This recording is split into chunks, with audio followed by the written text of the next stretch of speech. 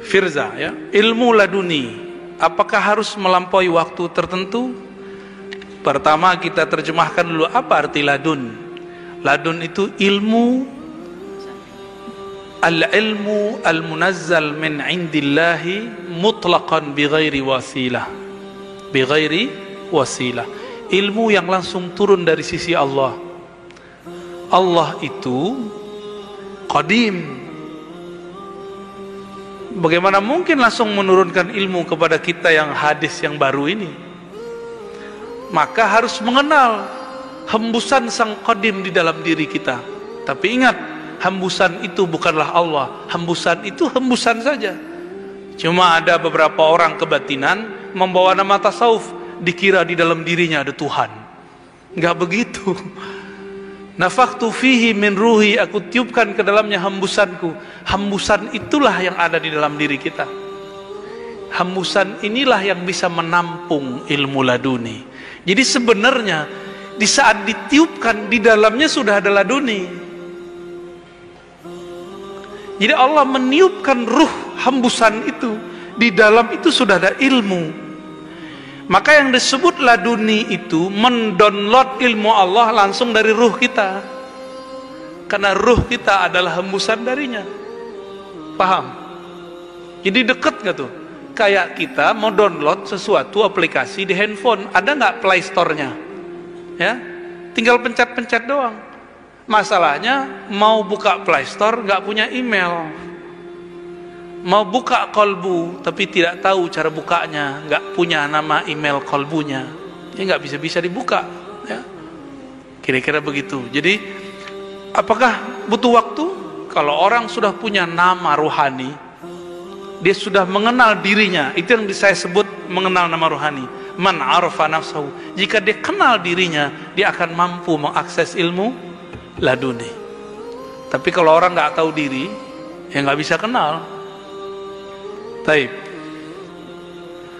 Butuh waktu? Enggak. Ilmu laduni itu turunnya detik per detik. 1 detik di dalam laduni sama dengan 70.000 ilmu di luar. Itulah maksud Nabi mengatakan 1 bab ilmu lebih afdol daripada 100 rakaat, 1000 rakaat. Karena sholat itu harus pakai ruh. Ruh itu tempat turunnya laduni. Maka orang yang nggak ngerti, kita lagi kajian subuh, masuk syuruk, dia sholat 2 rakaat, padahal kita masih kajian. Dia lupa, ngaji ini lebih afdol dari sholat 2 rakaat. 1 bab ngaji lebih afdol dari 1000 rakaat. Cuma karena beramal pakai nafsu, nyalahin Ustadz nih, udah syuruk masih ceramah aja. Emang ada kewajiban sholat syuruk? Emang ada kewajiban, keharusan kalau syuruk ceramah berhenti? Kan nggak ada. Kita aja yang nafsu dapat pahala, ya, tapi lupa yang sebenarnya. Cara menjaga keilmuan kepada para pemula, selain sanad, rajin membaca, zikir yang harus diawali sebelum belajar, apa yang standar? Cara menjaga ilmu, gitu ya. Udah punya guru, udah punya komunitas, apalagi zikir apa yang perlu dibaca? Zikir yang mesti dibaca, zikir yang menenangkan kolbu. Kan ada zikir macam-macam. Zikir yang pakai angka-angka, itu biasanya kolbu nggak tenang. Jadi zikir yang nggak pakai angka lagi, zikirnya langsung terhunjam ke dalam kolbu. Zikir yang begini bisa membuat orang yang belajar bisa memahami sesuatu melebihi orang lain, karena kolbunya tenang. Orang yang tenang dapat menangkap sesuatu yang tidak ditangkap oleh orang gelisah. Ketenangan yang mutlak itu ada di ruh. Makanya ilmu laduni itu sesaat saja itu sama dengan 70.000 ilmu di luar. Sesaat dia dapat. Makanya Nabi Muhammad itu sesaat saja naik ke aras. Turun-turun sudah bawa semua pengetahuan alam semesta. Karena turunnya ke ruhani. Simbolnya tubuhnya dinaikkan. Padahal itu sebenarnya adalah cara Allah Subhanahu wa taala memberikan penjelasan. Mau gimana pun asbab harus diambil. Asbab harus diambil. Jadi coba belajar zikir yang menenangkan kolbu. Jadi ada teman saya mahasiswa jatuhnya ya. Dia nanya, Ustadz, nanti kalau saya belajar zikir, terhafalan saya hilang. Nah, ini godaan setan orang ngafal nih, supaya orang yang ngafal nih gak pernah tersentuh ilmu zikir. Itu caranya. Berarti dia membenturkan antara ilmu zikir dengan ilmu hafal. Gimana cara jawabnya? Quran ente ngomongnya gimana? Ala bidzikrillah tatmainnul qulub. Sama nggak Quran kita? Sama kan surat Ar-Ra'd ayat 28 ada bunyi lainnya. Oh, itu pasti Qurannya beda tuh. Ketahuilah hanya dengan menyebut nama Allah kolbu jadi tenang. Orang baru bisa takrir cepat kalau kolbunya tenang. Jadi coba nih takrir lagi gelisah, bisa nggak? Nggak bisa. Dia ikutlah talqin zikir, belajarlah di zikir kolbu. Semenjak saat itu kalau mau ada khataman dia tidak perlu tergesa-gesa lagi. Dia cukup zikir sebentar, nanti dia ingat-ingat. Dan cara menghafalnya enak. Jadi takrir yang dimulai dari kolbu lebih cepat daripada takrir yang dimulai dari ro'yu, ya, pikiran. Capek kalau pakai ro'yu, bisa jadi ancaman. Ini bisa stroke, ini bisa lupa, ini bisa bercabang, ya. Apalagi antum nih ya, yang galau-galau ini, itu bentar-bentar udah hilang tuh.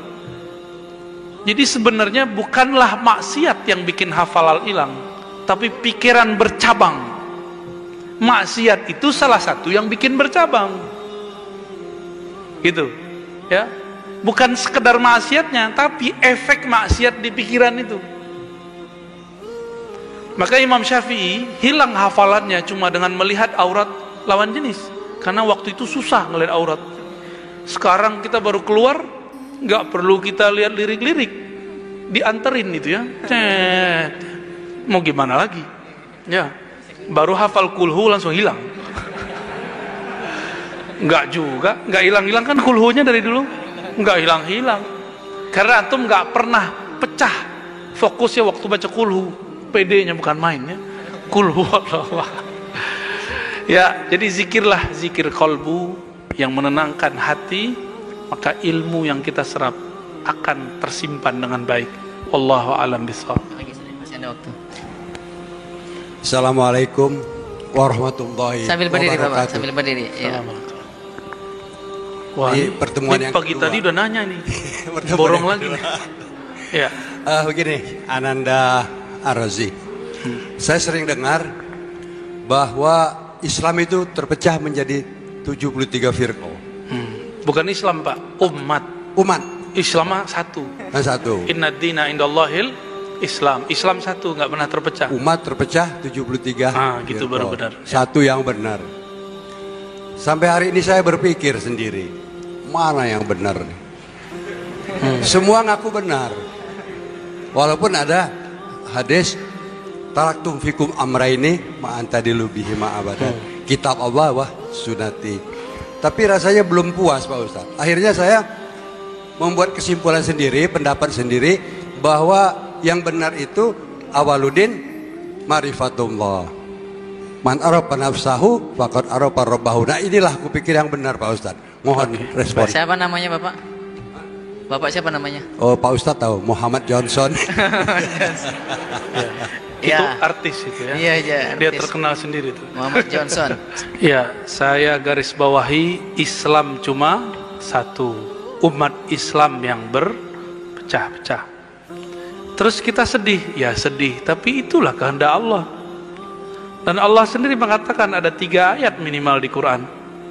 Ya, dan Allah cuma mengandai-andaikan walau syaa rabbuka la ja'alahum ummatan wahidah. Berarti Allah nggak menginginkannya. Allah tidak menginginkan umat ini satu. Dia hanya menginginkan dialah yang satu. Dia hanya ingin agamanya yang satu. Kalau selainnya carilah Sang Maha Satu itu. Terus seumur Pak Johnson masih bingung mana yang benar. Gimana meninggalnya Pak? Simpulkan sendiri, berbahaya simpulkan sendiri. Ini ilmu bersanad, nggak boleh simpulkan sendiri. harus kita ambil dari guru kita yang dia gurunya bersambung kepada sang maha guru baginda Nabi Muhammad SAW.